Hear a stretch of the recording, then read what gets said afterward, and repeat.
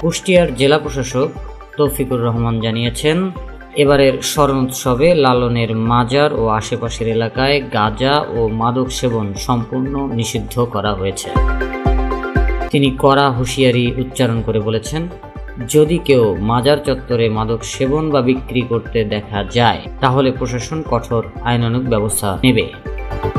বুধবার 5 মার্চ জেলা প্রশাসকের সম্মেলন কক্ষে অনুষ্ঠিত প্রস্তুতি সভায় তিনি এ ঘোষণা দেন।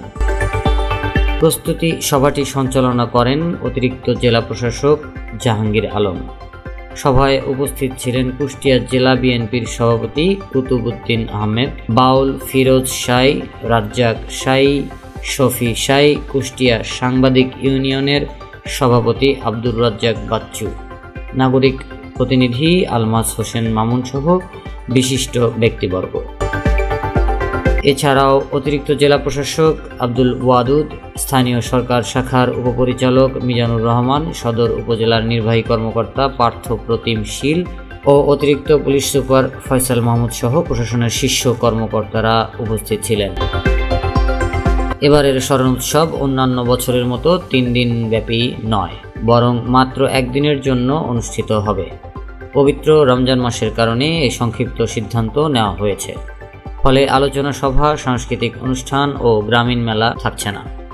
তবে লালন একাডেমির পক্ষ থেকে 13ই মার্চ সন্ধ্যায় বাউল ভক্তদের জন্য বাল্য সেবার ব্যবস্থা করা হয়েছে এবং পরদিন 14ই মার্চ দুপুরে খেলাফতধারী বাউল ফকিরদের নিজস্ব উদ্যোগে পূর্ণ সেবা প্রদান করা হবে। প্রতি বছর দোল পূর্ণিমা উপলক্ষে লালনের ভক্তরা দেশের বিভিন্ন স্থান থেকে এসে স্মরণ উৎসবে যোগ দেন। লালন ফকির নিজেই তার জীবদ্দশায় এই উৎসব পালন করতেন এবং সেই ধারাবাহিকতা আজও বজায় রয়েছে। এছাড়াও প্রতি বছর অক্টোবর মাসে 3 দিন ব্যাপী লালন তিরোধান দিবস উদযাপিত হয়।